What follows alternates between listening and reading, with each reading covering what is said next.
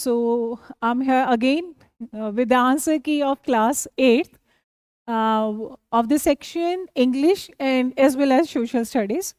So from question number 41 till question number 60, I'm going to give you the answer of these questions. So let's start with the section of English.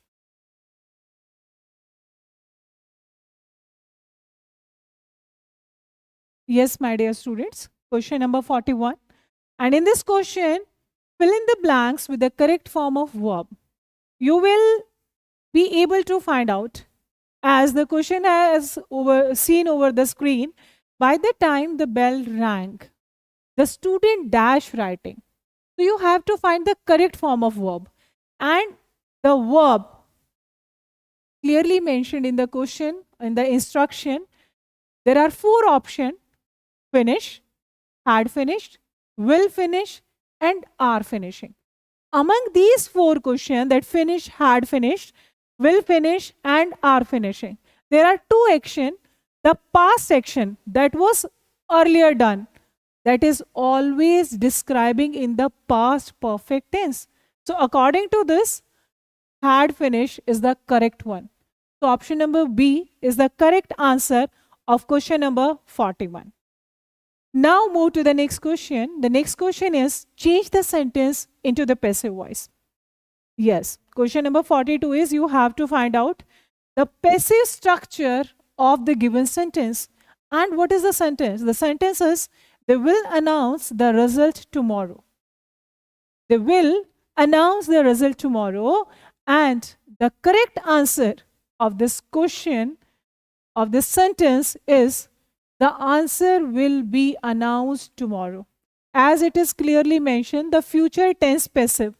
When there is a will, it means the future tense will or shall with the first form of the verb. So in the passive structure, we are going to use be plus third form of verb. So is the correct answer. B is the correct answer of the given sentence that is going to be constructed in the passive structure. So my dear student, we are moving to the next one, the reported speech. And the question is, Ravi said, I'm preparing for Olympiad. It means you have to change. Ravi said, I am preparing for the Olympiad. What would be the correct option? There are 4 options again. Option number A, Ravi said that he is preparing for the Olympiad. Option number B, Ravi said that he was preparing for the Olympiad. Option number C, Ravi said that he prepares for the Olympiad. Or option number D, Ravi said that he had prepared for the Olympiad. So my dear student, correct answer is Ravi said that he was preparing for the Olympiad, as we have changed the sense of the sentence. So the option number B is the correct one. According to the grammar rule, it has been constructed in the past one. So option number B is clearly correct in this one. So past continuous in the indirect speech. So that is the answer number B is correct. Now we are moving to the next question that is based on the poetic device. Yes. The question is which poetic device? It means the question is on the poetic device. Which poetic device is used in the line? Peter Piper picked a pack of pickled peppers. In this sentence, you have to find out the poetic device. It's clearly seen. The initial sound of P is repeated again and again. So, what would be the correct option? Simile? No. Metaphor? A big no. Personification? No again. And option number B, alliteration, is the correct answer of the question number 44, the initial sound of P. So the correct answer is alliteration. Great. Now we are moving to the next slide. With the next slide, you have 4 questions again over the screen and question number 45. In the question number 45, you have to find out, give below an idiom. It means A idiom has been given. And you have to find out the most appropriate answer. You have to find out the appropriate answer. For which? Spill the beans. You have to find out the answer of the spill the beans. It's clearly shown there are 4 options. The option number 1, reveal a secret. Option number B, forced to leave the belongings. Option number C, share the news. And option number D, take offense at someone's rude behavior. So the idiom means to tell something. Whatever the secret has been kept, that is revealed. It's the perfect answer of this question is option number A is the correct answer of this one. So great. Moving to the next question.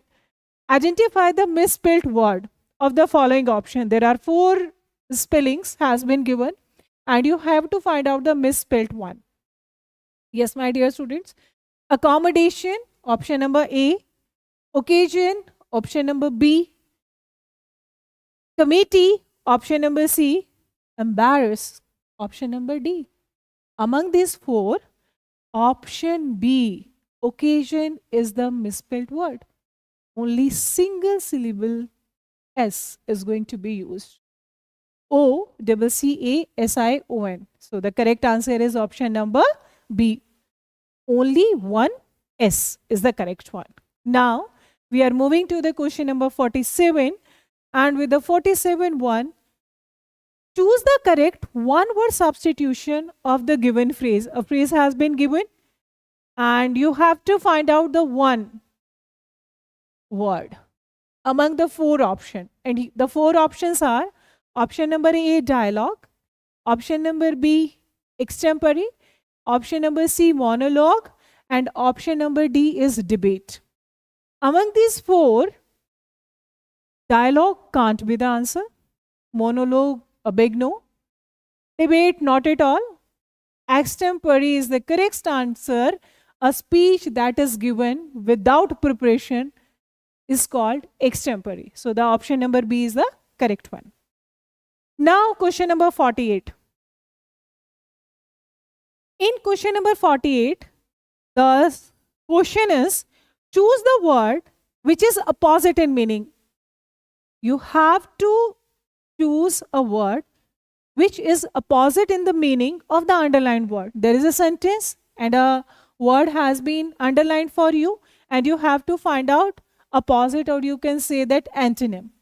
The sentence is, the speaker's explanation was completely lucid and easy to follow.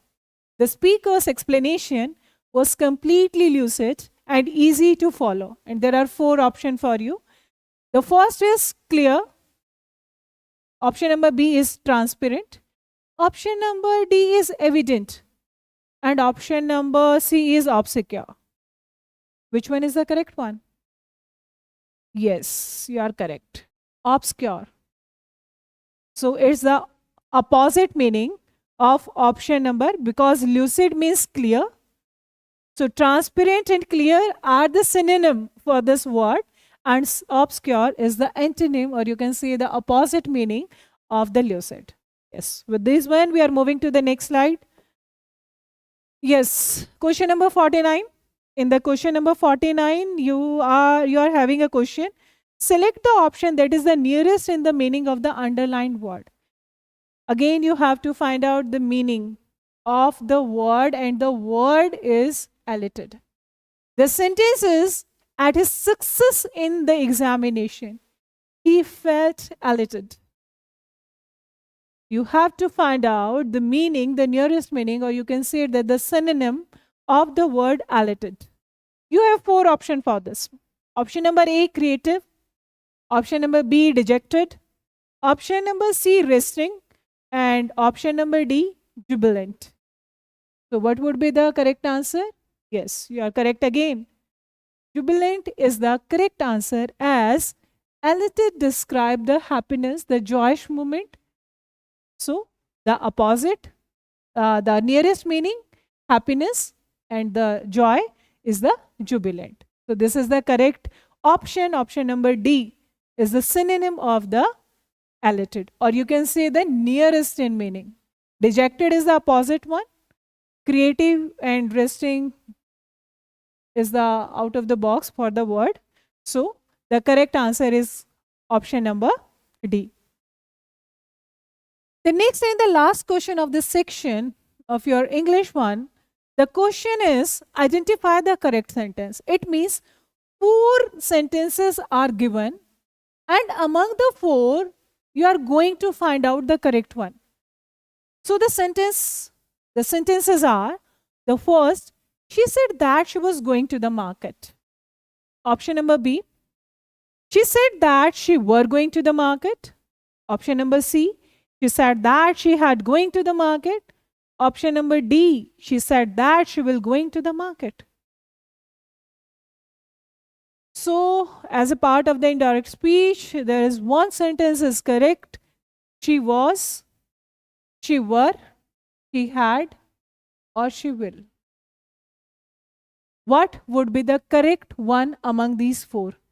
And it's clearly mentioned, she said that she was going to the market. Option number A is correct. So we have completed 10 questions of our English section. Now we are moving to the next section of the social science.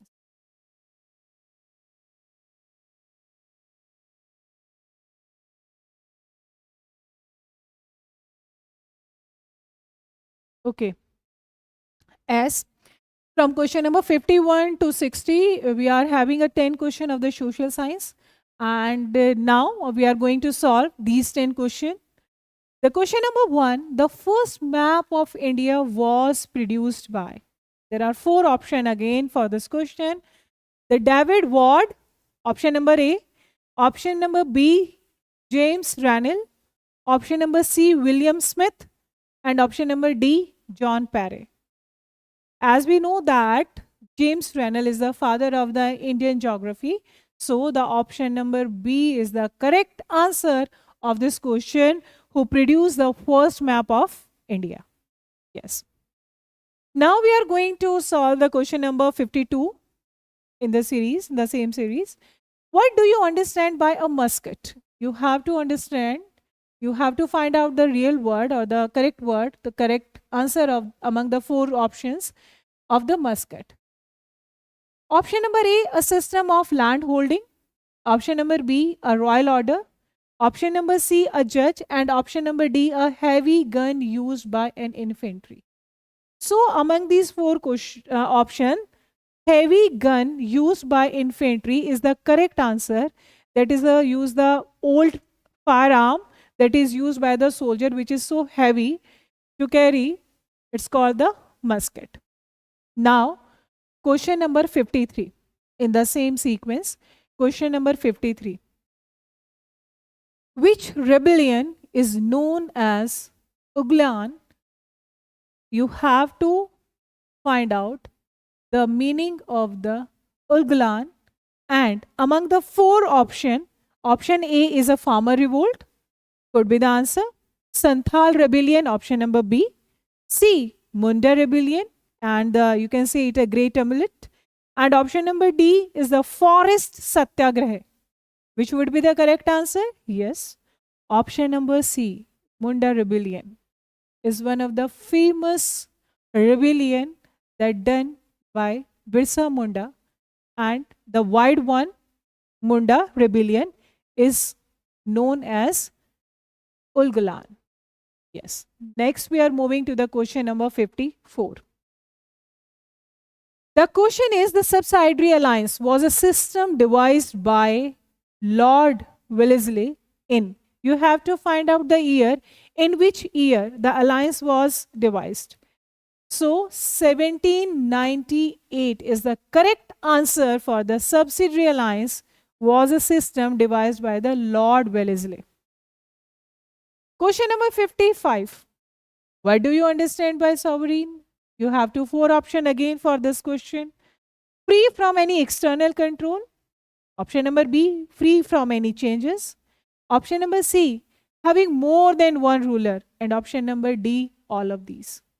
Option number D can't be possible. So you have to find out the answer from these four options. So option A, free from any external control. It means a country sovereign that can take decision independently. That is called the sovereign.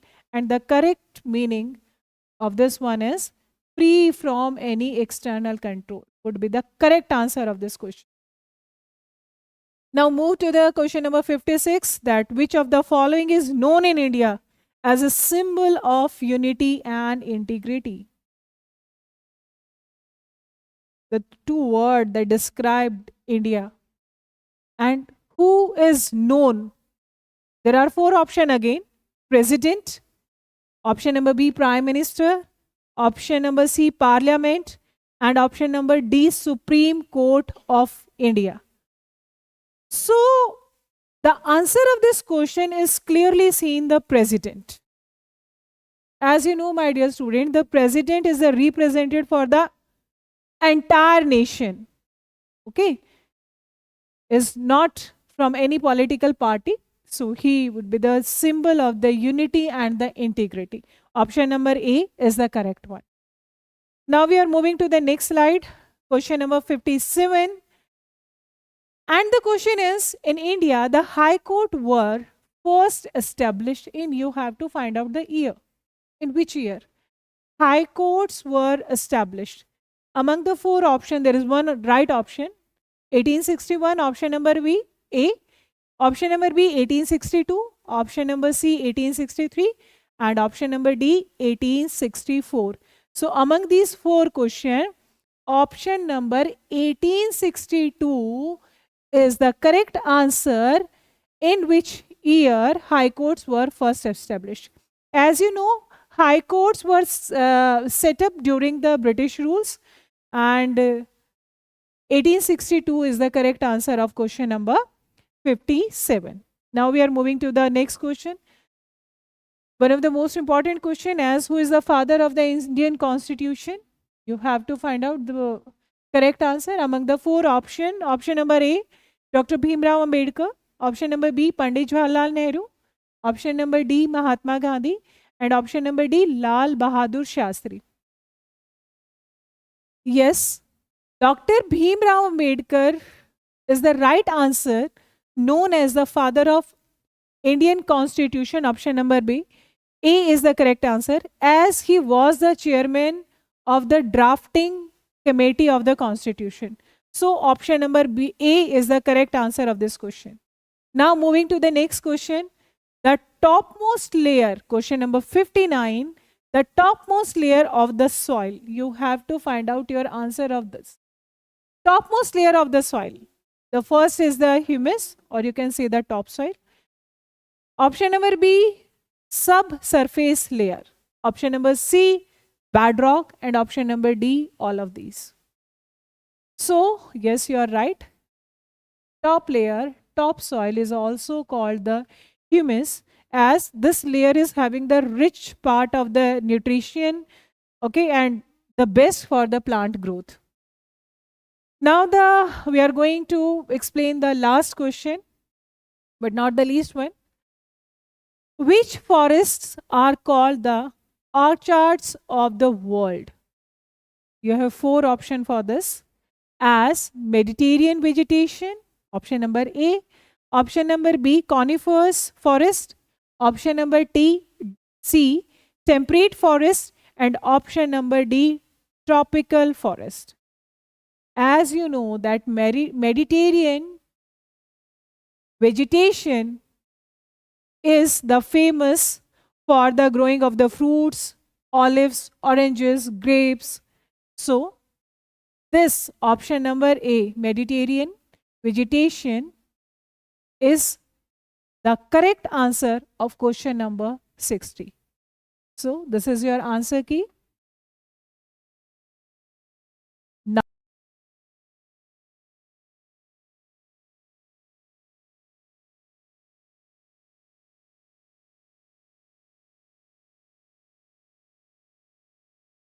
Good evening, all. We are here to discuss the answer key of NTSO held today in the international school. I will provide you the answer key of class 8 of complete science, chemistry, physics, and biology. So let's discuss without any further ado. Let's start with the questions. Let's start with the first slide. Here we have a question number 1. A wooden block is placed on a smooth horizontal surface. The two horizontal forces act on it simultaneously. दो horizontal forces लग रही हैं simultaneously. ठीक है ना? अगर हम एक ब्लॉक बना लेते हैं यहाँ पे, ड्रॉ अ ब्लॉक, तरफ हम मान लेते हैं ईस्ट और दूसरी, हम पहले फिजिक्स के सॉल्व कर रहे हैं, तो ईस्ट की तरफ 10 न्यूटन का फोर्स लग रहा है और वेस्ट की तरफ भी 10 न्यूटन का फोर्स लग रहा है. अगर हम नेट फोर्स निकालेंगे, नेट फोर्स कितना आ जाएगा? नेट फोर्स, अगर फोर्सेस ऑपोजिट है तो एक दूसरे को कैंसिल आउट करते हैं नेट फोर्स, तो नेट फोर्स कितना आ गया बेटा? 0. Let's see what is the option.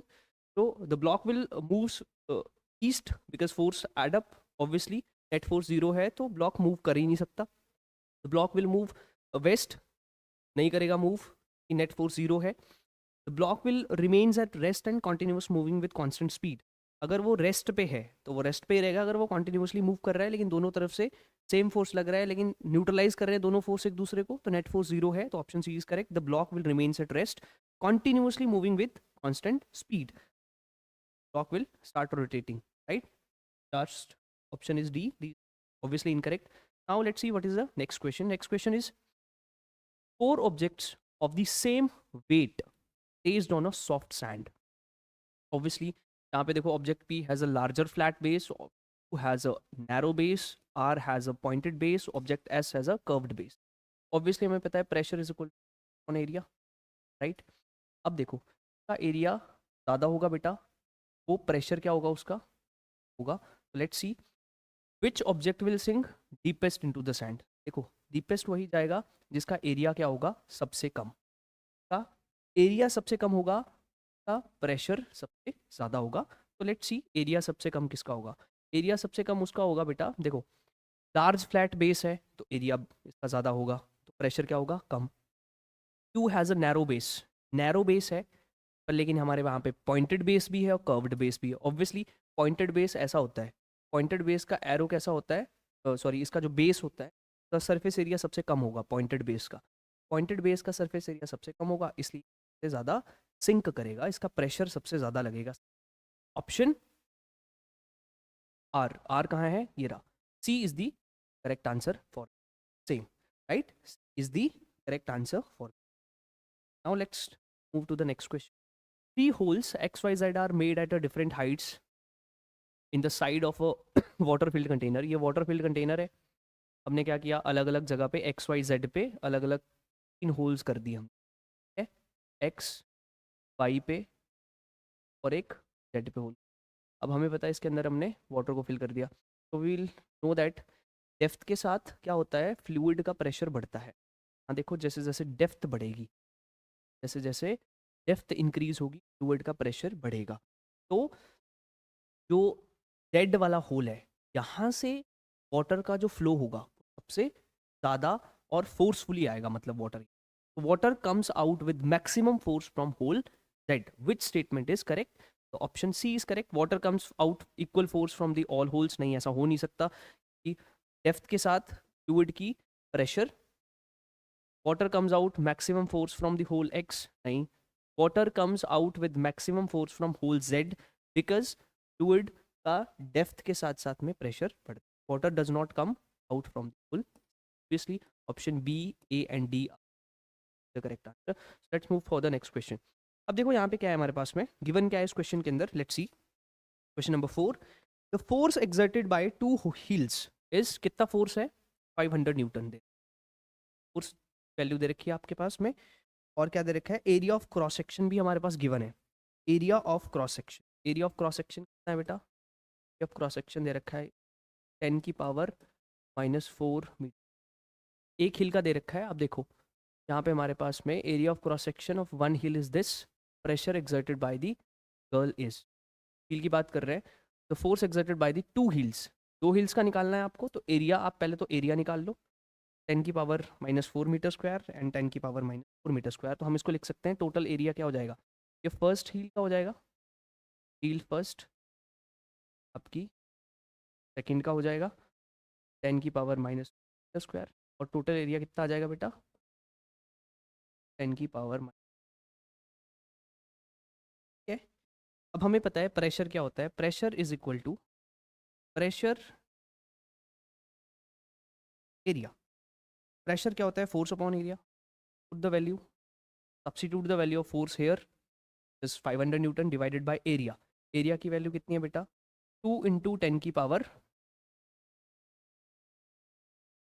Into 10 की power minus 4 metre square.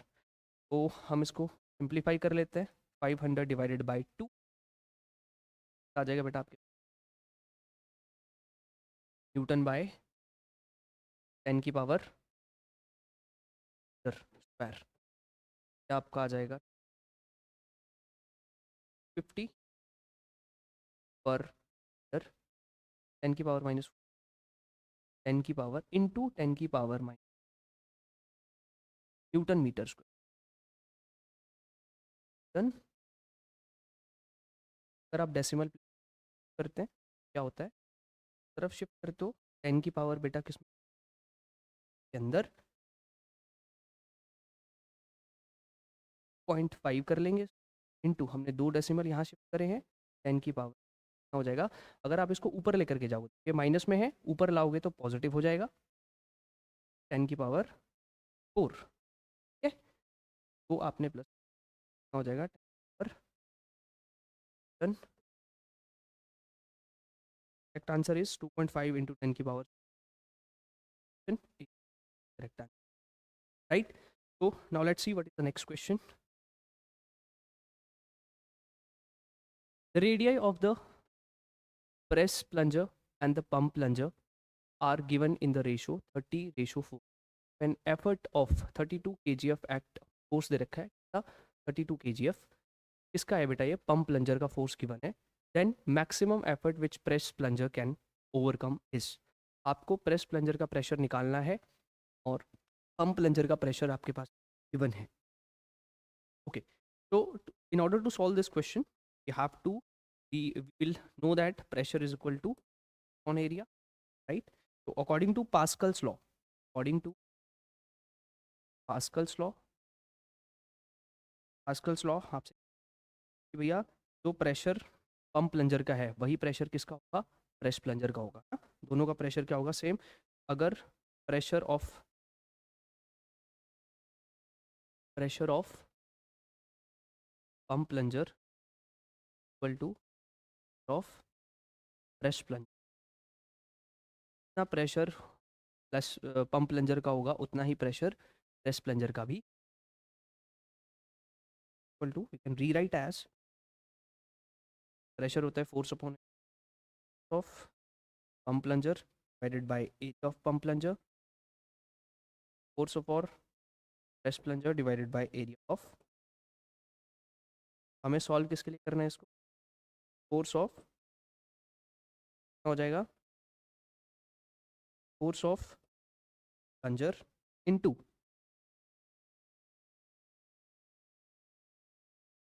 Solve करना area of plunger divided by area of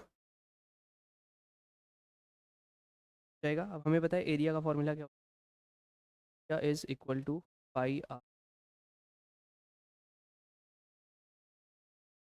लिख सकते एरिया को हम लिख by equal to pi r p का square divided by pi r का square. Pi cancel, पास में आर पी का स्क्वायर डिवाइडेड बाय आर का, आर पी की वैल्यू यहाँ पुट करो 30, रेशो गिवन है 30 डिवाइडेड बाय ये आपकी पंप प्लंजर की है, प्रेस प्लंजर की रेशो कितनी है बेटा करना है आपको, स्क्वायर कर दोगे तो देखो इसको पहले हाफ कर लो आ जाएगा बेटा 3 डिवाइड बाय 2, मैं वैल्यूज डायरेक्टली पुट कर रहा हूँ, 3 का स्क्वायर हो जाएगा आपका 5 डिवाइडेड बाय आंसर कितना आएगा इसका, कैलकुलेट करो आप। 0.25 मैं डायरेक्टली लिख रहा हूँ, तो अब इस टर्म को सॉल्व कर लोगे तो 56 पॉइंट कितना आ जाएगा, 56.25 56.25 आपके पास में ये वैल्यू आ गई और ये आपके पास में गिवन है यूजिंग इक्वेशन 1, तो 1 कर लेते हैं। Now use equation 1। इक्वेशन 1 क्या है, force of press plunger, FPU की वैल्यू गिवन है क्वेश्चन सर, कितनी है 32 kgf, डायरेक्टली पुट कर रहा हूँ एफ, और के पास में अभी कितनी value I, area of press plunger और एरिया ऑफ पंप प्लंजर की वैल्यू कितनी है बेटा, इक्वल टू 6 पॉइंट। जब आप इसको सॉल्व कर लेंगे, मैं डायरेक्टली लिख रहा हूँ, जब आप इस टर्म को सॉल्व कर लेंगे बेटा, आपके पास answer comes out to be 300, option is the correct. Let's move further for the next question. I have to rub this. Okay, solve this question. In order to solve this question number 6, we need a space over there. So rub the code. Right? C is correct. Okay. Now the question number 7. If the mercury in the barometer is replaced by a water, अगर mercury based barometer होते हैं, अगर आप उसको replace कर दोगे water से, what will be the resulting height of the water column? Density दे रखी है water की 1000 kg meter cube. Density of mercury is density of mercury 13600 metre cube given है क्वेश्चन के अंदर. So now let's solve this question. In order to solve this question, we need to find out the following terms. The question number 6. So we need to the pressure of the fluid. हमें पता है pressure of fluid का formula है height, density और gravity. H is a height, rho is a density और G क्या है बेटा, gravity. Obviously gravity की अप्रॉक्सीमेटली 10 के आसपास ले लेते हैं, 9.8 होती है, 10 के पास कंसीडर कर सकते हैं. प्रेशर कितना हो जाएगा बेटा, pressure of mercury, Pascal law से लिख सकते हैं, pressure of mercury is equal to pressure of water according to Pascal's law. ठीक है, अब क्या करोगे आप, इस वैल्यू को सब्स्टिट्यूट करो यहाँ पे. क्या हम इसको ऐसे लिख सकते हैं, एच एच जी रो एच, ग्रेविटी से ग्रेविटी कैंसिल आउट हो जाएगी, देखना आप दोनों तरफ, इक्वल टू हम लिख सकते हैं h height of water, density of water into g, तो जी से जी कैंसिल हो जाएगा, हमारे पास बचेगा क्या, height of mercury column, density of mercury column is equal to height of water column, density of. तो हमें इसको किसके लिए सॉल्व करना है बेटा, for the height column, height of water की हाइट निकालनी है हमें ना, वाटर के कॉलम की हाइट. तो height of water column is equal to height of mercury column into density of mercury column divided by density of. यहाँ पे आप वैल्यूज़ क्या करोगे, सब्स्टिट्यूट कर दोगे और आपके पास देखो वैल्यू सारी गिवन है. हाइट ऑफ मर्करी कॉलम देखो मैं यहाँ कर रहा हूँ, हाइट गिवन है हमारे पास में, मर्करी कॉलम की स्टैंडर्ड हाइट होती है कितनी, 0.76 metre. Okay, density of mercury कितना गिवन है बेटा क्वेश्चन के अंदर, 136 metre cube divided by density of water 1000 kg metre cube. आप जब इसको सॉल्व करेंगे 0.7 इंटू सॉल्व कर लोगे 13.36 10 से, और हाइट कितनी आ जाएगी बेटा वाटर कॉलम की, height of water column is equal to 10 point कौन सा है is the answer. So let's further for the next question. Move further. Yes. A box of a mass 10 kg has a base area. Area given है, mass given है इस बार 10 kg. ये physics का question है बेटा, ध्यान से देखो. What is the pressure exerted by it on the ground? अब ये आपने कन्वर्जन दे रखा है, take 1 kgf is equal 10 newton. 10 newton के अप्रॉक्सीमेटली आपको 1 किलो वॉट को लेना है. तो हमारे पास गिवन क्या है, मास, हमें फोर्स निकालना है. अब हमें क्या करना पड़ेगा फोर्स निकालने के लिए? वी नो दैट मास कितना है, मास गिवन है बेटा हमारे पास में 10 kg, 10 जी 10 kg अगर मास है तो इतना ही फोर्स लग रहा होगा ग्राउंड के ऊपर, ठीक है ना। मास अगर 10 kg है, फोर्स भी सेम लग रहा होगा। और कन्वर्जन के लिए हमें क्या निकालना है? कन्वर्जन का दे रखा है 1 किलोवाट आपको किस इक्वल लेना है? 10 न्यूटन के इक्वल। कन्वर्जन के लिए एक सिंपल फॉर्मूला हम लगाएंगे, ठीक है। Force is equal to, force निकालने के लिए mass into conversion factor. Conversion factor आपके पास में गिवन है क्वेश्चन के। कन्वर्जन फैक्टर क्या है? मास कितना है बेटा? 10 इंटू कन्वर्जन फैक्टर कितना है? 10 न्यूटन, ठीक।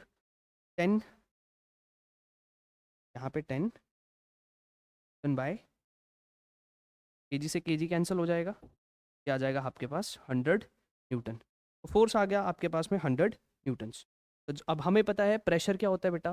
Pressure is equal to force upon area. तो वैल्यूज पुट कर दो, 100 न्यूटन डिवाइडेड बाय एरिया कितना है बेटा?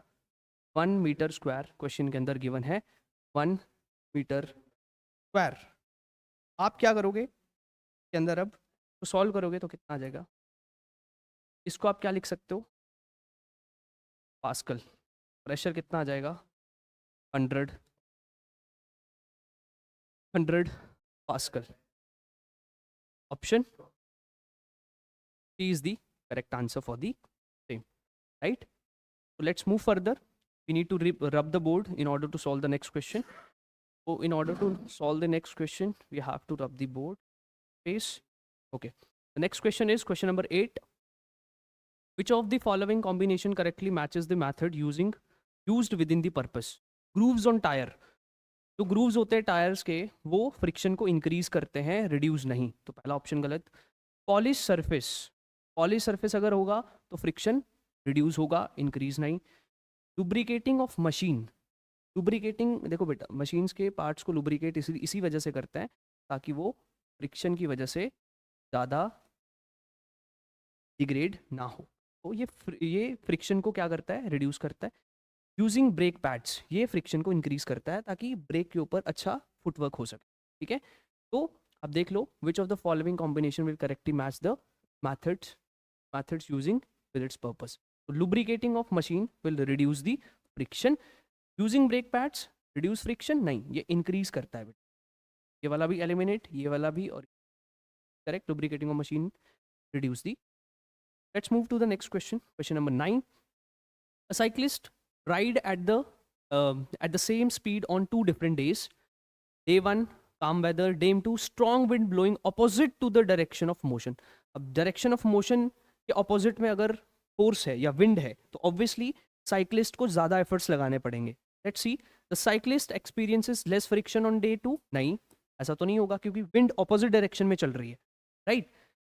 Air friction increases on day 2, running more effort. Yes, air friction increase होने की वजह से डे 2 के अंदर requiring a more effort. Friction act only when surfaces are in contact, wind does not affect friction. ये सारे के सारे ऑप्शन गलत है, option B is the correct. Now let's move to the next question, question number 10. Two students strike identical tuning fork at A and B and place them near their ear. Turning a fork A produces a loud sound with low pitch, while turning a fork B produces a soft sound with high pitch. Which of the following statement is the correct? तो जिसकी pitch लो होगी की frequency क्या होगी बेटा? High होगी, की frequency high होगी, ठीक है। जिसकी पिच लो होगी उसकी फ्रीक्वेंसी हाई होगी। और यहाँ पे देखो आप, हाई पिच है तो फ्रीक्वेंसी भी क्या होगी? हाई होगी, ठीक है। Low frequency, low pitch low frequency, high pitch high frequency. तो देख लो आप, turning fork A has a greater frequency than tuning fork B. नहीं, tuning fork B vibrates with greater frequency. देखो ट्यूनिंग फोक बी की frequency कैसी है? Tuning fork B have a high pitch greater frequency. तो option B is the correct answer. Last वाले option आपको देख सकते हो, आप चेक कर सकते हो। Loudness of a sound depend नहीं करता, pitch of a sound depends on the amplitude of vibration. ये वाला भी ऑप्शन गलत है, option B is the correct answer and the correct approach for the same. Now let's move to the next question. During an electroplating, देखो electroplating का question है, electroplating experiment, a student uses a copper sulphate solution. देखो diagram बना लो बेटा। यहाँ पे copper sulphate का सोल्यूशन डाल लिया हमने, ये इलेक्ट्रोड्स ले लिए, लेट्स से ये आपका एनोड है, ये आपका कैथोड है। ये आपने कॉपर का ले लिया, या आपने दे रखा है किसका है बेटा, आयरन स्पून है, ये आयरन स्पून है, और ये आपका कॉपर का है। यहाँ पे आपने इलेक्ट्रोलिटिक सॉल्यूशन लिया है CuSO4 का। कैसे बनता है, जब आप H2SO4 को H2SO4 के अंदर कॉपर सल्फेट को डालते हो तो Cu2 पॉजिटिव की फॉर्म में, कॉपर सल्फेट जो होता है ना बेटा, कॉपर जो होता है, कॉपर 2 पॉजिटिव की फॉर्म में H2SO4 के सॉल्यूशन के अंदर टोटली डिसॉल्व हो जाता है, H2SO4 का सॉल्यूशन बना लेता है। ठीक है, अब होगा क्या, जैसे ही आप यहाँ से बैटरी लगाओगे, पॉजिटिव पॉजिटिव नेगेटिव, बैटरी के साथ कनेक्ट करोगे, current will flow through a circuit. यहाँ से आपका कॉपर 2 पॉजिटिव आयन सॉल्यूशन के अंदर डिसॉल्व होना स्टार्ट होगा। अब इस 2 पॉजिटिव आयन को क्या चाहिए बेटा, इलेक्ट्रॉन्स, और वो जाएगा कौन सी प्लेट पे, कैथोड पे, कैथोड कहते हैं। ठीक है, ऑब्वियसली यहाँ पे रिडॉक्स रिएक्शन हो रही है ना, एनोड पे क्या हो रहा है, ऑक्सीडेशन, और कैथोड पे क्या हो रहा है, रिडक्शन। कॉपर आपका जाकर के आयरन के ऊपर डिपॉजिट हो जाएगा, तो copper gets deposited on the iron spoon. C is the correct answer for question number 11. Next question. An electric current is passed through a solution using two electrodes. After some time, gas bubbles are seen forming only at one electrode. So the following conclusion most appropriate. देखो, अगर gas bubbles बन रहे हैं तो कोई ना किसी electrolysis हुई, कोई ना कोई चीज़ टूटी है, और फिर जाकर के ऑक्सीडेशन या फिर रिडक्शन होकर के गैसेस बनी है, कोई नई चीज़ बनी है। जब कोई नई चीज़ बनती है तो हम उसको क्या कहते हैं बेटा, केमिकल चेंज कहते हैं। तो the solution is a good conductor of electricity, chemical reaction is taking place due to current, इसलिए वहां पे क्या बन रहा है बेटा, एक इलेक्ट्रोड पे गैसेस के बबल्स बन रहे हैं, right. So the option B is the correct one. A chemical reaction is taking place due to current and the gas bubbles are formed. Electric current is flowing only through one wire, ऐसा तो नहीं है. The electrode producing bubble is not connected properly, ऐसा भी नहीं होता. Bubbles तभी बनते हैं जब कोई नया substance आपके पास. Let's move to the next question. Question number 13. If air and clouds were good conductor of electricity, तब क्या होगा? अगर air और cloud दोनों ही अच्छे कंडक्टर हो जाएंगे तो पोटेंशियल डिफरेंस खत्म हो जाएगा. पोटेंशियल डिफरेंस नहीं रहेगा तो फिर जो लाइटनिंग के लिए आपके पास में रिक्वायर्ड बेसिकली रिक्वायर्ड कंडीशन है वो है पोटेंशियल डिफरेंस. वो अच्छे कंडक्टर नहीं होता. Air is not a good conductor of electricity. Ions बनते हैं वहाँ पे पोटेंशियल डिफरेंस होता है. क्लाउड भी ऑब्वियसली नहीं होता, तो वहाँ पे पोटेंशियल डिफरेंस बनता है. पोटेंशियल डिफरेंस बनने की वजह से क्या होता है, लाइटनिंग होती है. पर अगर दोनों ही अच्छे कंडक्टर हो जाएंगे, एयर और क्लाउड वर गुड कंडक्टर, तो पोटेंशियल डिफरेंस खत्म हो गया. अब लाइटनिंग हो नहीं पाएगी. तो देखो, lightning could occur with higher intensity, नहीं, लाइटनिंग हो ही नहीं सकती, पोटेंशियल डिफरेंस चाहिए. Lightning could occur with a lower intensity, lower intensity के साथ भी नहीं होगी. Lightning could not occur at all. Yes, lightning could not occur at all. None of these. Okay, so option C is the correct answer for the same. Lightning could not occur at all. क्यों नहीं होगी बेटा? Potential difference चाहिए lightning की. Now let's move to the next question. Which of the following is the natural source of light? आपको बताना है कौन सा natural source of light है इनमें से. Okay? आपको क्या बताना है? Which one of the following is the natural source of light? Sun, wood, electric lamp और टॉर्च. ऑब्वियसली ये सारे के सारे क्या है, नेचुरल सोर्स नहीं है. Sun is the natural source. Quite simple question. Question number 15. Which planet is called the morning star as well as the evening star depending on its position with respect to sun? Morning star और evening star किसको कहते हैं? तो देखो, Venus को कहते हैं. क्यों कहते हैं? क्योंकि ये सन है, इसके अराउंड में ऑर्बिट्स हैं, और ऑर्बिट्स में आपका अर्थ है, पहले मरकरी है, फिर वीनस है, फिर अर्थ आता है. क्योंकि इसका ऑर्बिट, वीनस का ऑर्बिट अर्थ के कंपैरिजन में सन के पास में होता है. ड्यूरिंग अ सनसेट और ड्यूरिंग अ सनराइज मरकरी आपको देखने को मिलता है, during a sunset and sunrise. इसको इवनिंग मॉर्निंग स्टार भी कहते हैं. तो Venus is the correct answer for the same question number 15. Right. So now the next question is question number 16. During harvesting, farmer noticed that some weeds have grown faster than the crop plants, reduce crop yield Which of the following method is not most effectively and commonly used to control weeds in large agriculture site? Large agriculture side में आपको weeds को control करने क्या करना पड़ेगा? पहला option है manual removal of using by hands. देखो ये बड़ा इनकन्वीनियंट टास्क है, आप हैंड के साथ में कितना ही रिमूव कर पाओगे। एग्रीकल्चर लैंड, देखो लार्ज एग्रीकल्चर लैंड है तो आपको क्या करना पड़ेगा, साइमल्टेनियसली आपको spraying a weedicide at a proper time, आपको वीडीसाइड को स्प्रे करना पड़ेगा अगर लार्ज एग्रीकल्चर साइट है तो। ठीक है, अगर स्मॉल है तो आप मैनुअल से कर सकते हो, लेकिन जब लार्ज एग्रीकल्चर साइट है तो आपको क्या करना पड़ेगा बेटा, आपको वीडीसाइड स्प्रे करने पड़ेंगे प्रॉपर टाइम के अंदर।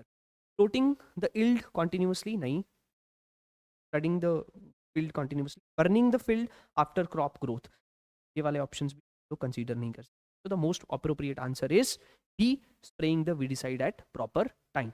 So now let's move to the next question, question number 16. A farmer noticed that his leguminous crop is growing, now the biology start, better than the non-leguminous crops in the same field without using the nitrogen-rich fertilizers. Which of the following best explain this observation?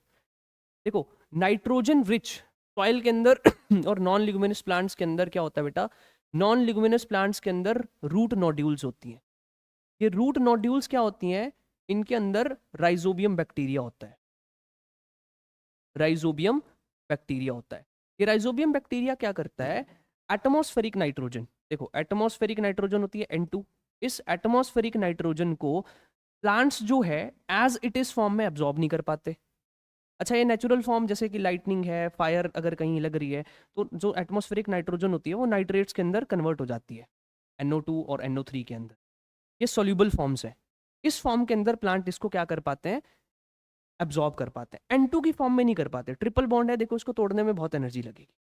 थोड़ा बहुत टूटता है atmospheric nitrogen natural process से, जैसे lightning हो गया या fire हो गया, लेकिन क्या होता है जो राइजोबियम बैक्टीरिया है ये लेगुमिनस प्लांट्स की रूट नोड्यूल के अंदर रहता है। अब प्लांट इसको शेल्टर देता है, इसको हम सिम्बायोटिक रिलेशनशिप भी कहते हैं, प्लांट इसको शेल्टर देता है, खाना देता है, और बदले में राइजोबियम क्या करता है, एटमॉस्फेरिक नाइट्रोजन जो कि N ट्रिपल बॉन्ड N की फॉर्म में है उसको ब्रेक करके उसके नाइट्रेट्स की फॉर्म में कन्वर्ट करता है और प्लांट को प्रोवाइड करता है। तो राइजोबियम प्लांट को क्या दे रहा है, नाइट्रेट्स, और प्लांट राइजोबियम को क्या दे रहा है, शेल्टर और फूड।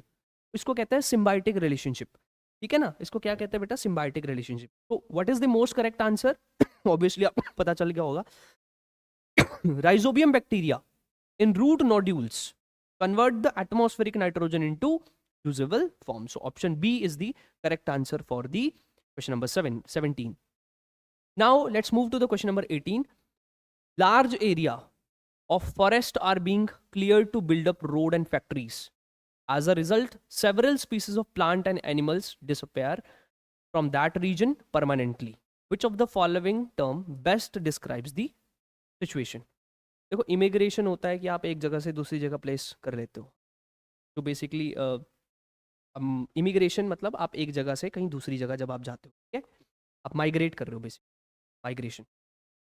सेकंड है एंडेंजर्ड स्पीसीज। एंडेंजर्ड स्पीसीज वो हैं जो आपकी बेसिकली खत्म होने की कगार पे है लेकिन हमने उसको रिजर्व करके रखा। Option C is the correct answer, extinction.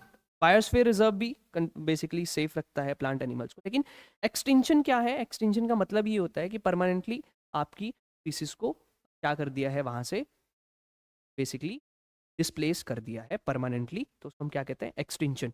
तो C is the correct answer for question number 18. Now let's move to the question number 19. In humans, fertilization normally takes place in specific part of female reproductive system. In fertilization occur, the zygote undergoes repeated cell division and finally gets implanted in another part of the system. Which option correctly matches the site of fertilization and site of implantation? देखो human body के अंदर जो fertilisation होती है वो fertilisation आपकी oviduct के अंदर होती है, पता है ओविडक्ट के अंदर क्या होती है बेटा, फर्टिलाइजेशन होती है, और फिर जब फर्टिलाइजेशन हो जाती है जो एग होता है वो स्पर्म से मीट करता है और फर्टिलाइजेशन होती है ओविडक्ट के अंदर। अब क्या होता है, उसकी सेलुलर डिवीजन स्टार्ट होती है जिसको हम जाइगोट कहते हैं। हर दूसरे दिन वो जो जाइगोट होता है वो अलग अलग सेल डिवीजन्स होती हैं उसकी, और फिर वो जा करके उसकी इम्प्लांटेशन कहाँ होती है, यूट्रस वॉल्स। यूट्रस की वॉल से फिर वो नरिश होता है और धीरे धीरे ग्रोथ करता है। तो ऑब्वियसली फर्टिलाइजेशन ह्यूमन के अंदर कहाँ होती है? ओविडक्ट के अंदर। और उसकी इम्प्लांटेशन कहाँ होती है? यूट्रस के अंदर। और यूट्रस की वॉल्स क्या करती हैं? उसको नरिश करती हैं, वो ग्रो करती हैं, right? So option B is the correct answer for the same question number 19। Option B, fertilisation oviduct, implantation uterus. So let's move to the question number 20. During adolescence, certain glands becomes more active and release chemical substances directly into the blood streams. Blood streams के अंदर endocrine glands क्या करते हैं?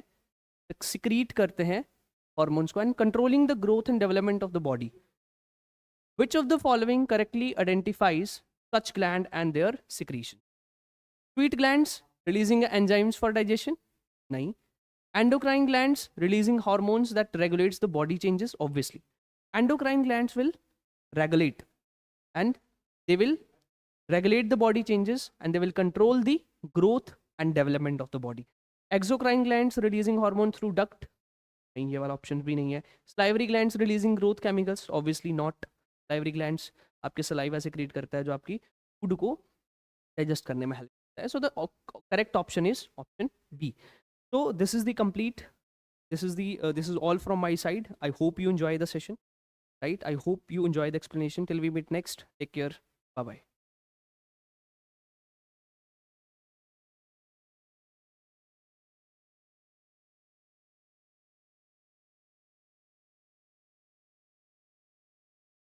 Hello everyone. I know you all must be excited for today's answers of Olympiad exam. So I am here with the same. So we will discuss answers of mathematics grade 8th. So let's discuss now. So first one.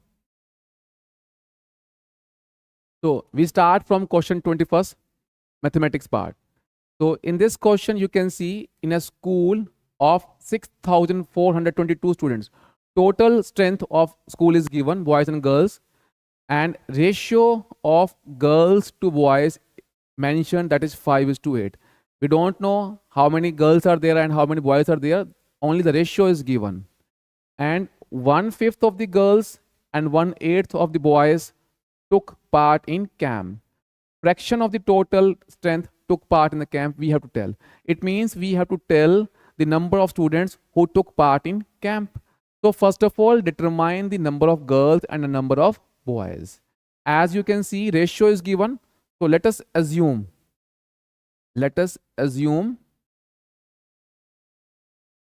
girls is equal to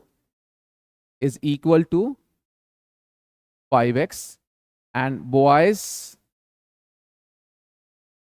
is equal to 8x. So total strength is girls plus boys, that is 5x plus 8x, 13x. So 13x. And total strength, as you know, it is given 6,422. Find out x. Transpose 13 towards right hand side and solve. You will get x is equal to 494. So here we have found the value of x. So with the help of this x, now you can determine the number of girls and number of boys. So girls is equals to 5 into 494 and boys is equal to 8 494. Fine. Now what question says further? We have to take 1/5 of the girls and 1/8 of the boys that took part in camp. Okay. So how many students took part in camp? 1/5 of the girls. It means 1/5 of the girls. Girls' strength 1/5 and boys' strength 1/8. 1/8. So girls will be 494 and boys will be 494. It means 988. It means this is the total strength of students who took part in camp. Now, but here in this question we have to find fraction of the total strength that took part in camp. So we have to find now fraction. Fraction, it means this is the strength who took part in camp, and total strength as it is given 6422. If you simplify it, the answer will be 2 by 13. So it means the right answer is first option, 2 by 13. This is your first answer. Now we will discuss second answer. Second answer, as you can see, it's a algebra. You have to simply put the values now. We have to find the value of this term. Here there are variables m, r, and t, and values of this m, n, r, t also given. So put all these values here and solve it. You will get the answer. See, question is 3 m r minus n t division divided by 4 n t minus 7 m r. Now as values are given of these variables, put all these 3. M is equal to, you can see 4. R is equal to, you can see it's 9 minus n, and here it's a t. Value of n is equal to 3, and t is equal to 14. Just put all these values now. Again, put these values in denominator base. Here it's 4 n and t. Value of n is 3. Value of t is equal to 14 minus 7 m r. Value of m is equal to 4. R is equal to 9. Solve all these. 9 4s are 36, 36 3s are 108. 14 3s are 42 divided. 14 3s are 42, 42 4s are 168. Subtract. This is 9. This is equal to, R is equal to 9. Okay. 9 4s are 36, 36 7s are 252. Okay. Now subtract this. 108 minus 42. This is 66. Now this answer will be negative. 168 minus 252. Answer is minus 84. Again, now cancel these terms. Cancel these terms and you will get the answer. Answer is minus. If you cancel out these, so answer is 11. Answer is, I am cancelling these with the help of 6. So this is 11. This is 11. Okay. And this is 4. So answer is 4. Wait. Answer. This is 84. And if you just cancel all these terms, this is minus 11 upon 14. So this will be your answer. So option is second one. Second one is the right answer. Minus 11 upon 14. Fine. Now let's move to next question. Question number, that is 23. Rational numbers not between these two numbers. We have to tell which of these rational number does not lie between 1 by 3 and 1 by 2. If you see here, term is 48. So you can convert here also these bases in 48, like 1 by 3 is equal to multiply and divide by 16 to make their base equals to 48. This term is equal to 16 upon 48. Next is 1 by 2. Again, convert this term in the base of 42. So again we are multiplying and divide by the same term, that is 24. That is 24. So this term is equal to 24 upon 48. Now just check whether this term lies between in these two or not. As you can see here, this is 17, which is greater than 16. It means this number, this 17 upon 48, lie in between these two numbers. So this is not our answer. Now check B option also. B option is 23. This also lie in between these two numbers. So this is also not our answer, because we are looking the number which does not lie in between these two numbers. So this is A and B. No, not answer, cancelled out. Now third option is 3 by 8. As you know, if we want to compare rational number, their denominator should be same. Here denominator is 48 and here is 3 by 8. So make their base also same by multiplying and dividing by suitable number. So I am doing now here 3 by 8. Multiply and divide by suitable number so that we can have 48 in denominator.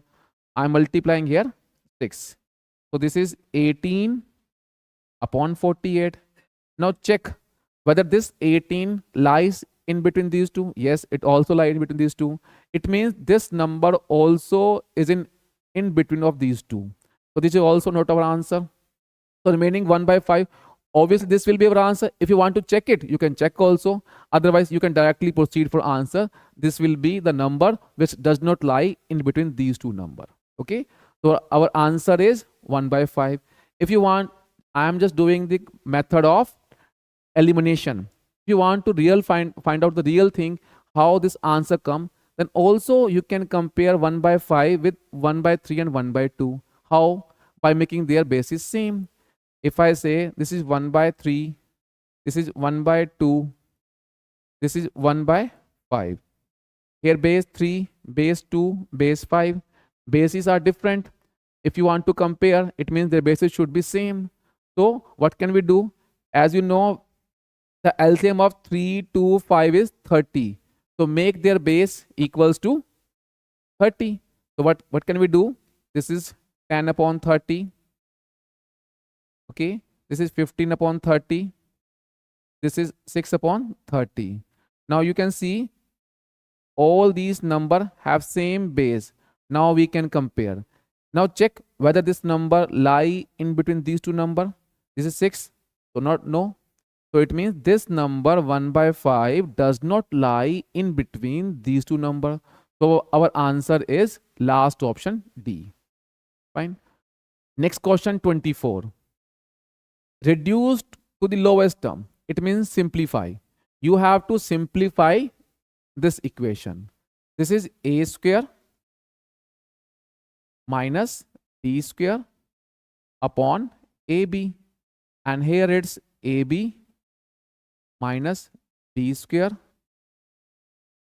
and this is ab upon a square. This can be written as a square minus b square. In this term there is no change, but in this term, first of all, I am taking the common term. If you take common, b will be common from numerator. So here it will be a minus b. And in base also you can take common a. So this is b minus a. Now you can see this bracket. This bracket is a minus b and this is b minus a. Difference of only minus.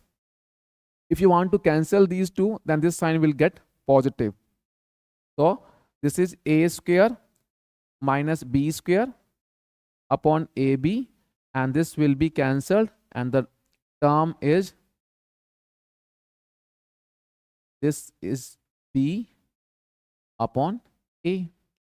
Now you want to add these two, but base is not same. Make their bases same. How? Just multiply and divide by the same term p. Now you can see the bases are same.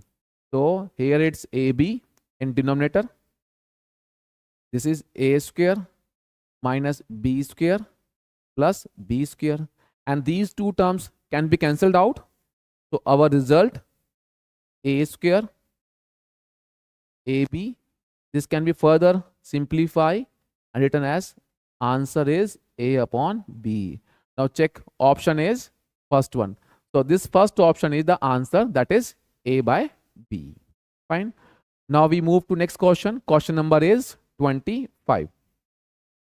The value of this equation you have to tell.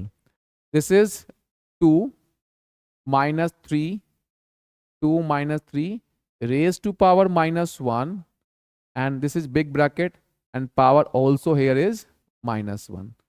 Now simplify it by step. 2 minus 3. 2 minus 3, here it's minus 1 and raised to power minus 1. And 2 minus 3, minus 1 raised to power minus 1. The same term you will get, that is minus 1. So this is. Now here minus 3 minus 1. So if you multiply these two, this will get positive result 3. This is 5 now. Add these two, 2 plus 3, 5. 5 raised to power minus 1. So answer is equal to 1 upon 5. This is your final answer. Now which option? Option is third. C option is your right answer. 26th question. In this question, this term is given and we have to find out the ratio of A upon B. So let's solve it. 0.05 multiply 0.5 multiply A, and this is under radical sign. This is 0.5 multiply 0.05, and here under root square root B. As you know, we are looking for the result of AB. So first of all, we should remove the radical sign. So how can we remove radical sign? By squaring on both sides. So first step is squaring on both sides. Squaring on both sides. This will remove radical sign on both sides. So this result is 0.05 0.5 multiply A. And on right hand side, these two terms will get square. 0.5 square. 0.05 also get square, and this term will become B. Radical sign will get removed. Now solve. We want to find the answer of A upon B. So transpose this B. Transpose this B towards left hand side. So this is A upon B, and this is 0.5 square. 0.05, this also is square, divided by 0.5, and this is 0.05. As you can see, these two terms are same. These two terms are same. So result 0.5, 0.05. Multiply these two, answer is 5, 5, 25. So this is 0.025. If you multiply these two, answer will be 0.025. So option is second one. This is the right answer. Okay, fine. Now next question. We move to question number 27. See, in this question you can see statement is Rishu saves X% of her income. If her income increases by 26%, expenditure increases by 20%, then her saving increases by 50%. What is the value of X? This is a good question. So for solving this kind of question, let us assume. I'm assuming, let us assume income of Rishu. Income of Rishu is equals to 100. This is her income. Now also mention its savings and expenses. Expenditure also. Now according to question, you can see Rishu saves X% of her income. If I am assuming income is equal to 100, then her savings will be X. Her savings will be X. Total income is 100 and saving is equal to X. Then what will be the amount of expenditure? This will be equals to 100 minus X. This is the expenditure. Now, question further says if her income increases by 26%. Now take one more case. Now income. Previous income was 100. New income says it says that it increases by 26%. It means new income is 126. It's a new income. Its new income is 126. And it also says that expenditure increases by 20%. We are also finding savings in the same manner. We are also finding expenditure. Now, according to question, expenditure is also getting increased by 20%. By which one? The original one. The original expenditure is 100 minus X. This is 100 minus X. Now, this get increased by 20%. This get increased by 20% of which amount? The previous amount. Previous amount is 100 minus X. Wait. This is saving.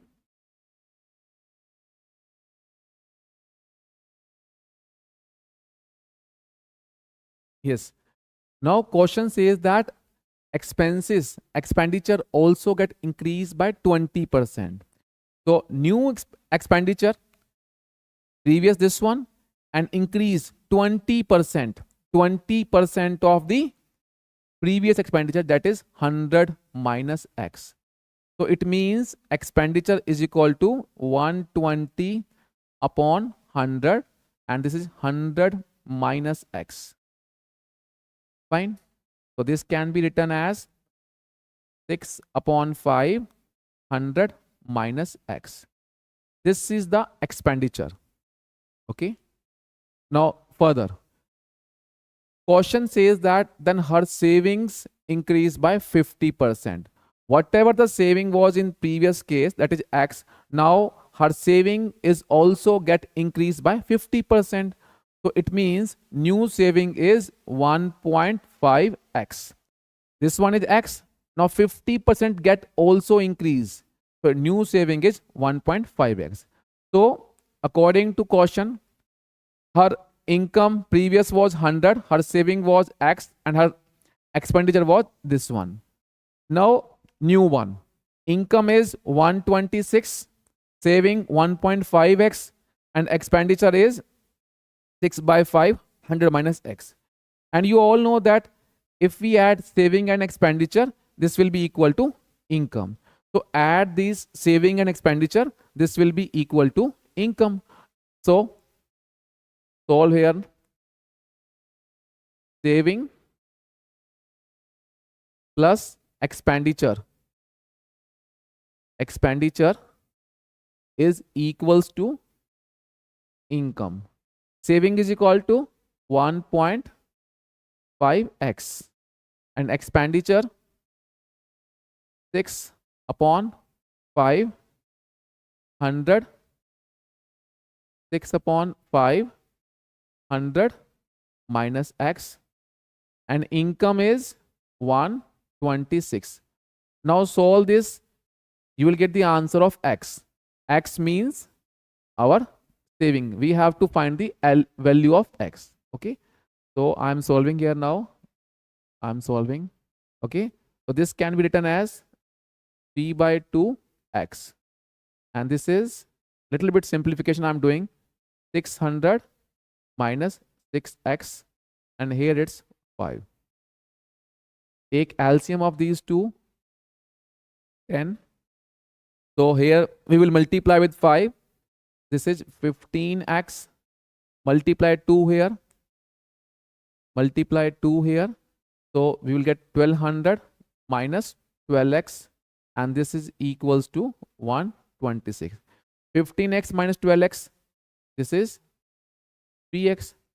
Transpose remaining terms 1260 minus 1200. So 3x is equals to 60 and x is equals to 20. X is equals to 20. This is your answer. So if you see all the options, the right option is B, 20. Okay, so answer of this one is 20. 20, second option is the suitable answer. Now we move to next question. Question number is 28. In this, divide this quadratic equation by this linear. Simply division. So two factors of this one, x square plus 6x plus 5 divided x plus 1. So first of all, do factorization of numerator by splitting the middle term, x square plus x plus 5x plus 5 divided x plus 1. So this can be written as x plus 1, 5 x plus 1 divided by x plus 1. So this is x plus 1, x plus 5, and in denominator there is x plus 1 term. So these two terms can be cancelled out. So answer is equal to x plus 5. So you can see the options. So first option is x plus 5. This is your right answer. So now let's move to question number 29. On simplification, you have to solve this algebra. Algebra is 2x minus 3y minus 4x minus 3y minus, this is bracket, x minus 2z minus x 2y z. Here brackets, this is bracket. Okay, so first of all we will start from brackets. This is 4x minus 3y. No change here. So firstly I'm operating this bracket, x minus 2z. Now you can see here minus in front of bracket, so it will change the sign of all the terms inside the bracket. So this is minus x 2y plus z, and here two brackets will be there. Okay, next one, next step, 2x minus 3y, big bracket, 4x minus 3y. Now you can see here x positive and x negative. These two terms will be cancelled out, and here it's minus sign. So this minus sign will change the sign of all the terms inside the bracket. So this is minus 2z. So this will become plus 2z. Plus 2y, it will become minus 2y. Plus z, this will become minus z. Okay. Now do little bit simplification further. Fine. So inside the bracket, I'm looking for the like terms. You can see y and y. These two are like terms. So minus 3 minus 2. This is minus 5y. This is 4x. And these two terms are also like terms. 2z minus z. So this is plus z. Okay. Now in next step, you can see here also minus sign. So this minus sign will change the sign of all the terms inside the bracket.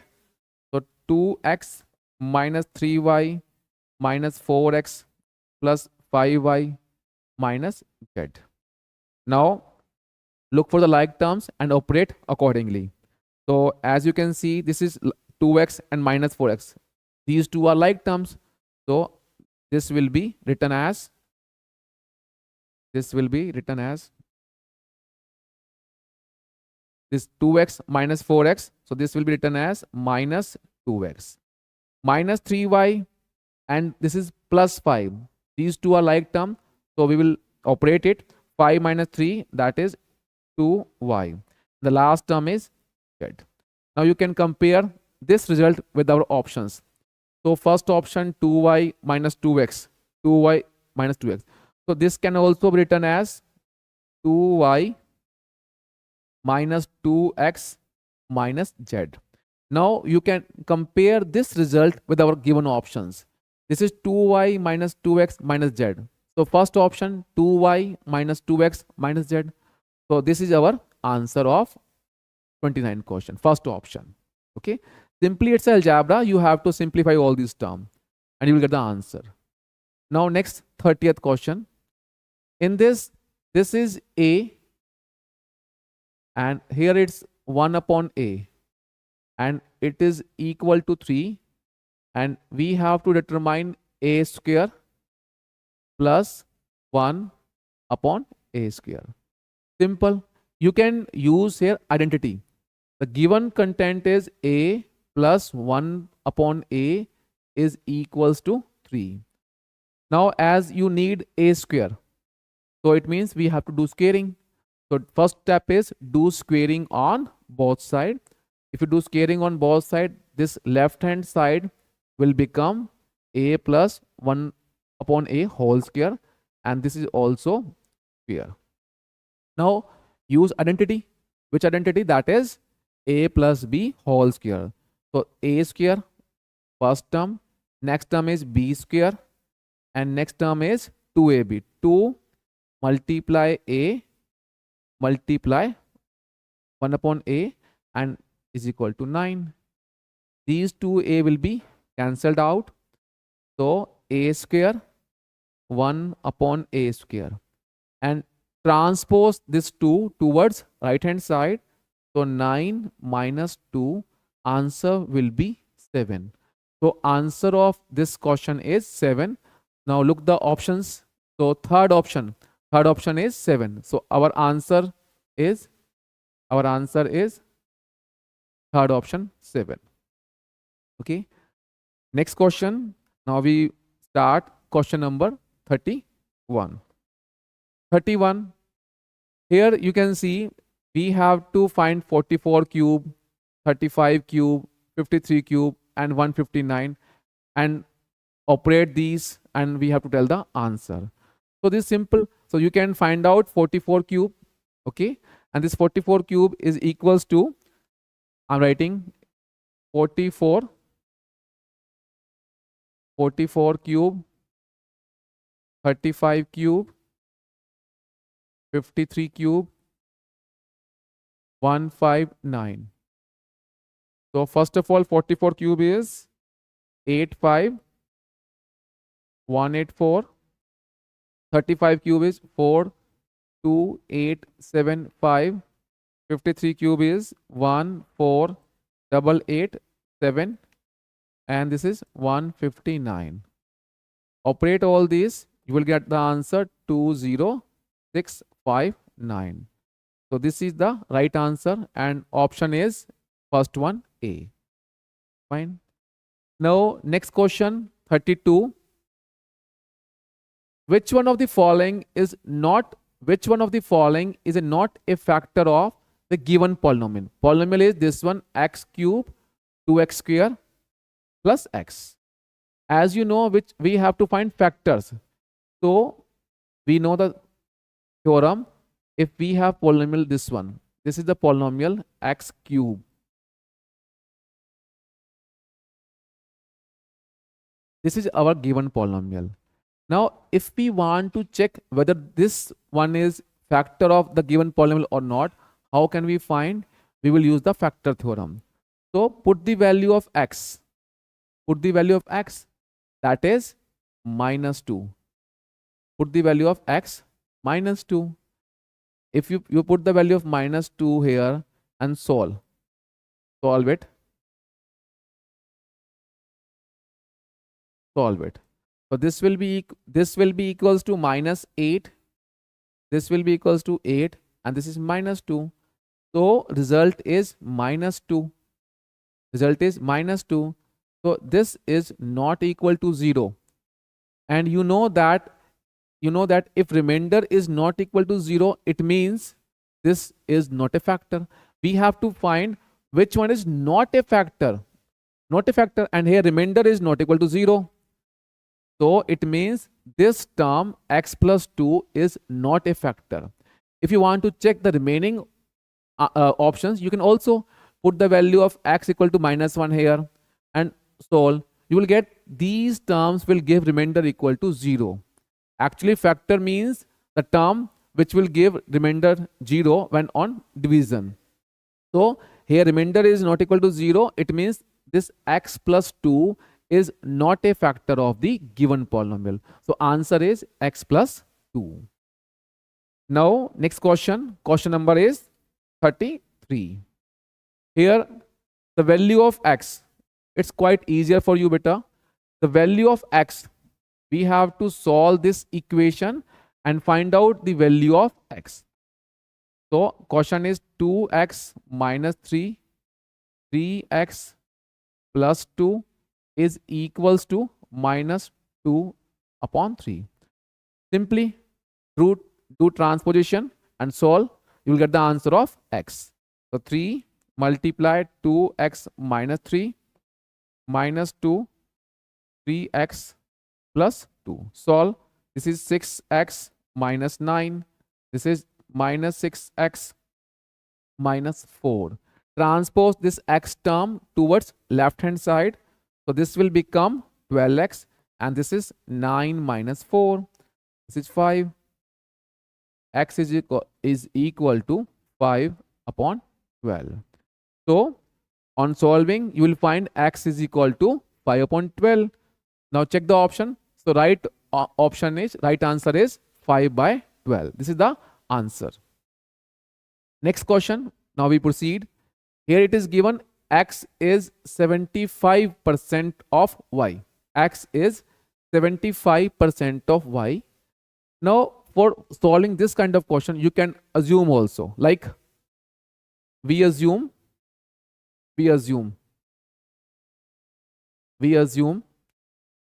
x is 75% of y. We assume y is equal to 100 and x is equals to 75. In question it is given x is 75% of y. If I assumed y is equal to 100, then obviously x will be equals to 75. Next line.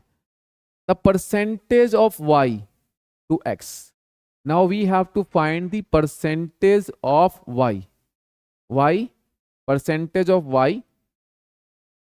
For finding percentage, multiply 100 and we are finding the percentage with respect to x. So here we will write down x. Put the values and solve it. Y is equal to 100. X 75 and this is 100. Solve. This is 10,000 upon 75. Now cut. Suppose I'm doing this on 25. 25 3 is 75 and this is 400. So this is 400 by 3. Now you can see answer either in the form of fraction or complete number. So here also I am converting this in the form of mixed fraction. So this is 3, 133, 1%. So answer is 133, 1 by 3%. So answer is first option, A option. This is the right answer. Now we move to next question number 35. This one, SPCP. Naveen purchases 11 knives for 10. It means purchases. CP of the knife is given and sells them at the rate of 10 knives for 11. It means SP is also given. CP and SP both are given. He earns profit and he is having profit. But here we have to determine the profit percentage. First of all, find out profit and then convert profit in the percentage form. So firstly, CP. As you can see here, 11 knives for 10. We are finding the CP of only one knife. So CP of one knife is 10 divided 11. In the same manner, find out SP for only one knife. Here it is given that 10 knife for 11. Find out SP of only one knife, that is 11 upon 10. Question says that he earns profit. So find out profit. And you know profit is equal to SP minus CP. Profit SP minus CP. Solve. SP is equal to 11 upon 10 and CP is 10 upon 11. So this will be 110 and this is 121 and 100. So we will have 21 upon 110. This is the profit, but we are finding answer in profit percentage. So profit percentage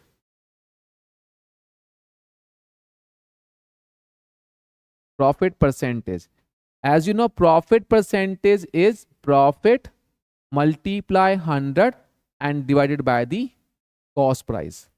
So profit is equals to 21 upon 100 and this is for 100 percentage and divided by CP. CP is equal to 10 upon 11. Solve. You will get this 100 will be cancelled out. Okay. So 21, 11 and this is 10. Okay. Now solve this. You will get 21. So this is 231. 230.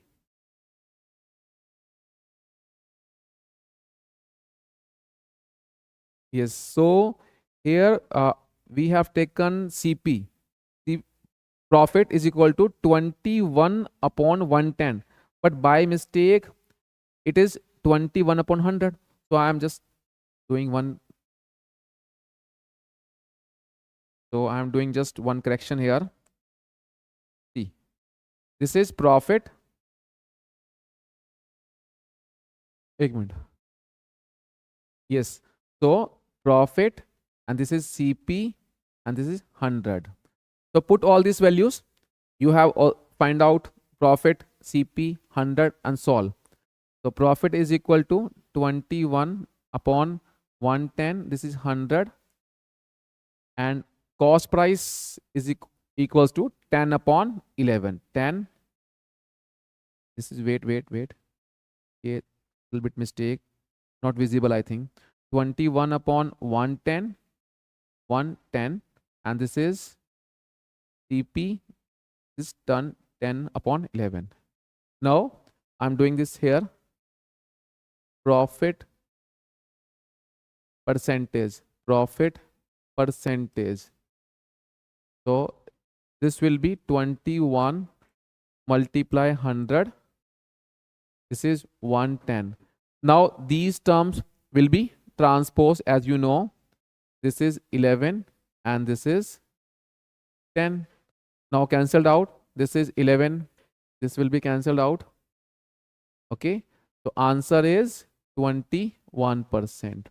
So profit percentage for this is 21%. Now check your options. Option first one is the right answer, 21%.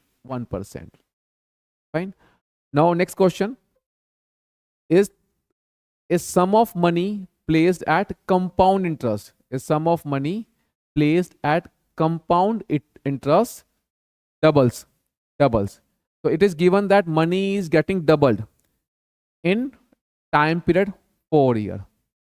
So here money is not given, rate is also not given, only time is given, that is 4 years, and money is getting double itself.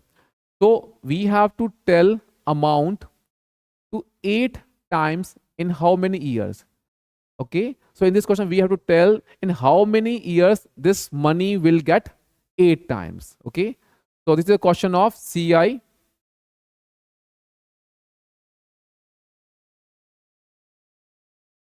Okay. So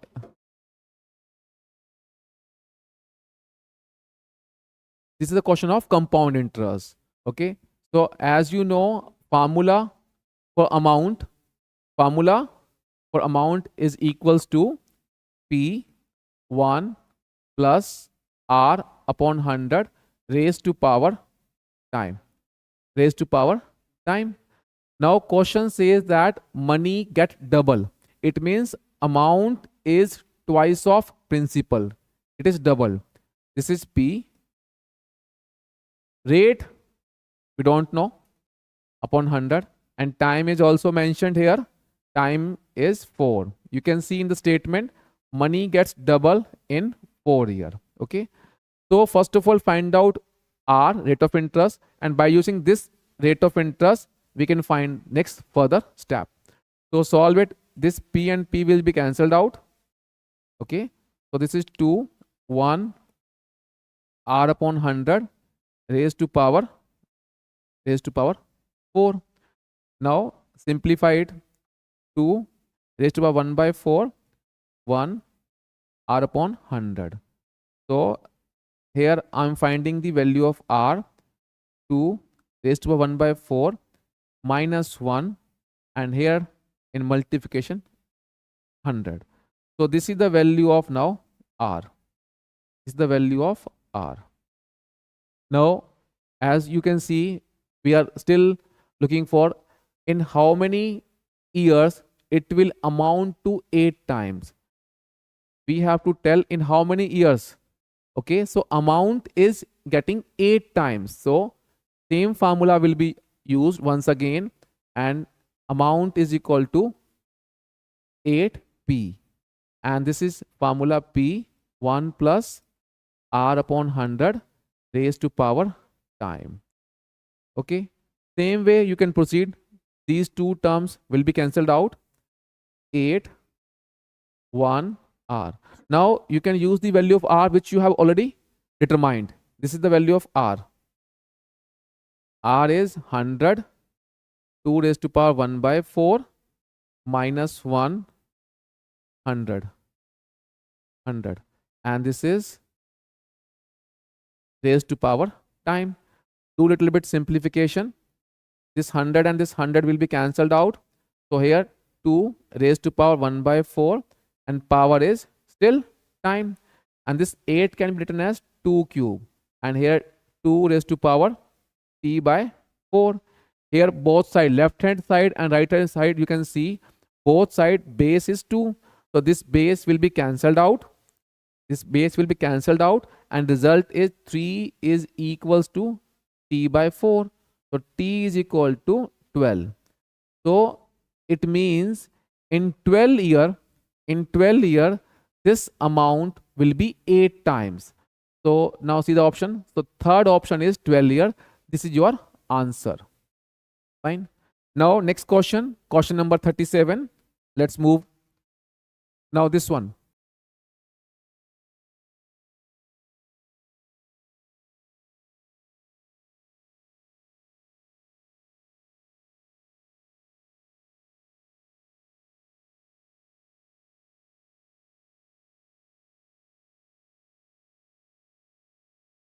Yes. Now we solve 37 question. Now in this question it is given 3 person ABC can do certain work in X days, X plus 25 and 45 days.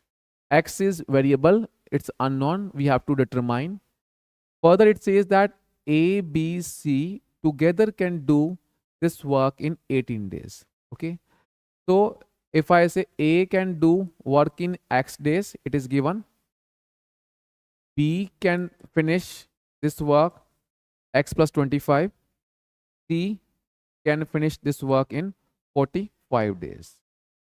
Now, it is also given that if these 3 person work together, then work will be completed in 18 days.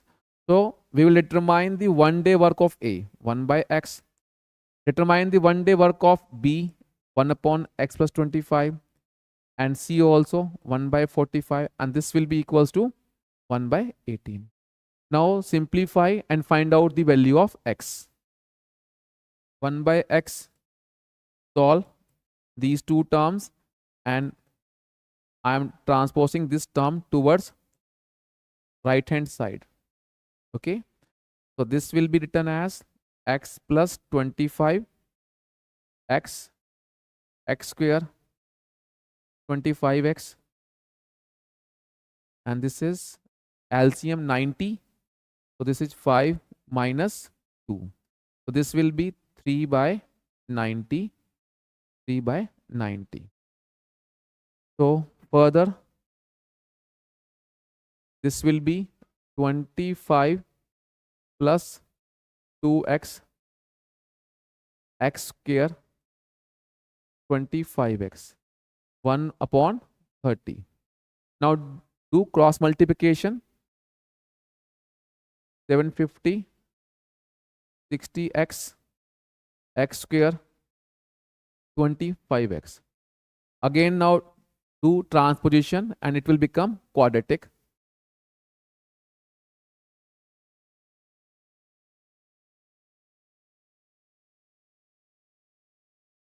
Okay, now make factors by splitting the middle term.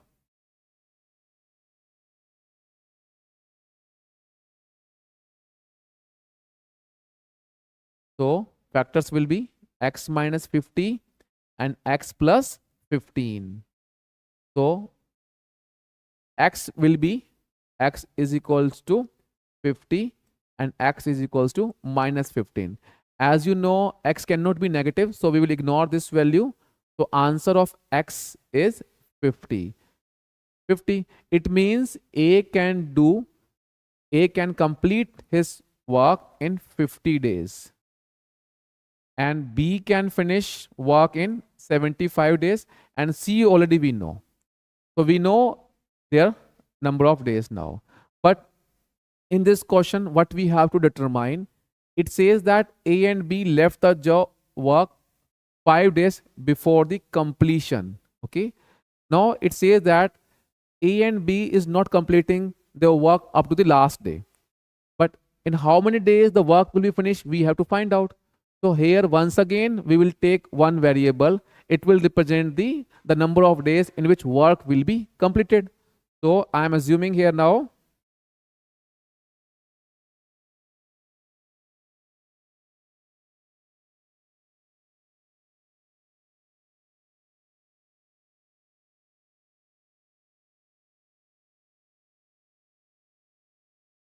now see, I'm assuming, let us assume now. Let us assume that work will be completed in A days. This work will be completed in A days. Now, according to question, A and B, they are leaving the work before 5 days. Total number of days A. So A will work, A person will work A minus 5 days. Because I'm assuming the total number of days for completion of the task is A day. So A is working for only A minus 5 because he is leaving the work before 5 days. B also leaving the work 5 days before, but C will work for the whole span. Okay. Now work done by A for 1 day is equal to 1 by 50. So this is 1 by 50. Work done by B for 1 day is 1 by 75 and C 45. If we add these work, this will be equal to total work. And you know, we always represent total work by 1. Now solve this, we will get the answer of A. So this one is 1350. So this will be A minus 5. A minus 5. And this is 27. Here also, if you cancel out 2075, this is 1 and this is 18, A minus 5, and this is 30, this is 30A. Now simplify and find out the value of A. 20. Simplify 27A minus 135 minus 135, 18A minus 90, and this is plus 30A, and equals to 1350. Now look for like terms. 27a, 18a, 27 plus 18, 45a plus 30.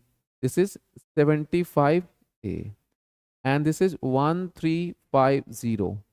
Transpose these two terms. 135 plus 90. This is 225. Add 225 here. So this is 1575. So A is equal to 1575 division 75. Answer 21. 75. 75. So answer is 21. So answer of A is 21. It means the work will be completed in 21 days. So option is B, 21 days. This is the right answer. Okay. Next question, you can see in this question, it is also a question based on SP and CP. It is given a candy shop owner buy 3 kinds of candies: red, blue, green. He is purchasing 3 kind of candies: red, blue, and next one is green candies. Purchasing, it means the cost price is given. Cost price is 3 for 15. Red candies CP is 3 for 15. So we are finding for only one candy. So CP of CP red candy is equal to CP of 1. One candy is equal to how much? This will be 5. 15 upon 3. Blue candy CP of 1 candy is equal to, you can see blue candies 4 for 18. 4 for 18. 18 upon 4. This is 4.5. Same way, now green candies 5 for 22. We will find the CP of green, that is 22 upon 20, 22 upon 4, 22.5. So answer is equals to 4.4.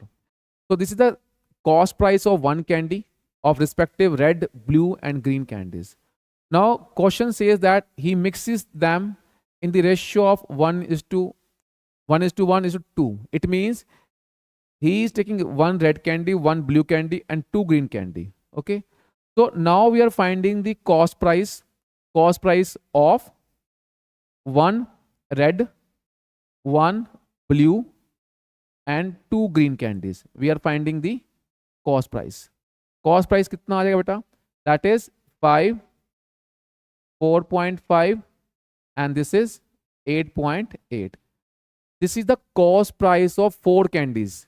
1 red, 1 blue and 2 green. Answer is equals to, that is 5, 4, 9, 9, 8, 17, 18.3. This is the cost price of 4 candies. Now question further says that he sells at the mixed candies 2 for 10. Now he is mixing all the candies and the selling price of all these are same. Selling price is equals to how much? Selling price, he is selling 2 candies for rupees 10, but we are finding for 4 candy because we have already found CP of 4 candies. So SP of 4 candies is equals to how much? Is equals to how much? That is 20. Okay. So you can see here CP is equals to 18.3 and SP is equal to 20. Next point is, what is approximate gain or loss? Now you can see SP is greater than CP. It means there will be profit. But we have to determine the profit percentage. Now find out its profit percentage.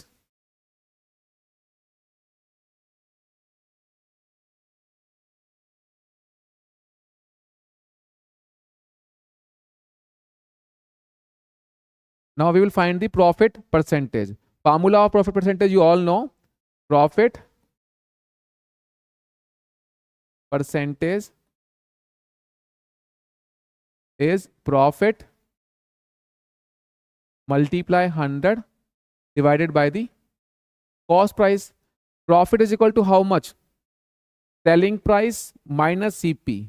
20 minus 18.3. This is the profit.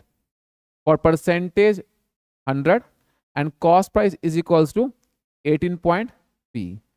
20 minus 18.3 is 1.7 and this is 100, 183, 18.3. These decimal will be cancelled out. So here 1700 divided 183. So answer is 9.2%. So there will be profit and profit is equals to 9.2%. Now see the options. So profit, we are getting this one. This second option is profit of 9.2%. So right answer is second option. Fine. Now the question number 39. Let us see question 39. 3 cubes. This is the question of surface area and volume. Here 3 cubes of side 4 centimeter each are joined. And to form cuboid, you all know if we join 3 cubes, it will give you the shape of cuboid. Now the surface area of resultant cuboid. So first of all, find the TSA of resultant cuboid. Resultant cuboid.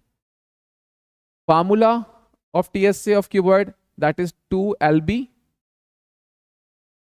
BH and HL. Now point. See what is the length, breadth and height for this cuboid. As you know, if we are joining 3 cuboid, it means only length will be changed, breadth and height will remain same. So as you know, their breadth and height will be remain 4. Here B will be equals to 4. Height will also equals to 4. Length will get changed now. Length is how much? We are joining 3 cubes. It means length will be 3 times of the original length. So it means 3 into 4, 12. So in this question, if we are joining 3 cubes and we are having cuboid, so length of cuboid will be 12, breadth and height will be same, that is 4. Now put all these values and find out TSA. 2. L into B, 12 for the 48. B into H, 4 for the 16. H into L, again 48. Add 48, 40, 96, 96 plus 16, this is 112 and this is multiplied 2. So 224. 224 is the TSA of resultant cuboid. Here also we have to find TSA of 3 cubes. So TSA of 3 cubes. We are having 3 cubes and formula for TSA is 6 into side square. 6 into side square. Side is 4. 4 square. Okay. So this is 3. 4 4 ja 16. 16 6 ja 90. 96. So this will be equals to 288. What we have to determine?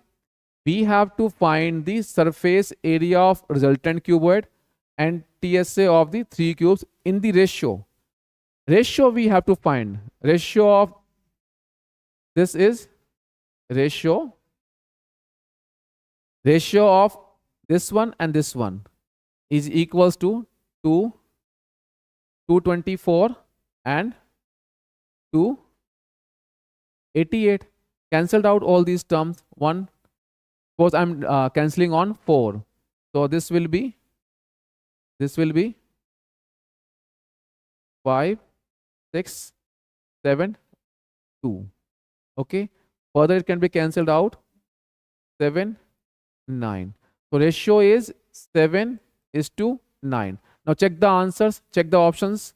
7 is to 9. So this is the right answer. 7 is to 9. This is the question number 39. Now we move to the last question. I think this one is the easiest one. It says that if an event is impossible it has probability. You all know impossible means probability is equal to 0. So answer of this question is A option, first one. This is the all about the answers of grade 8. So I hope you all had done very well. So thank you all of you from my end, beta.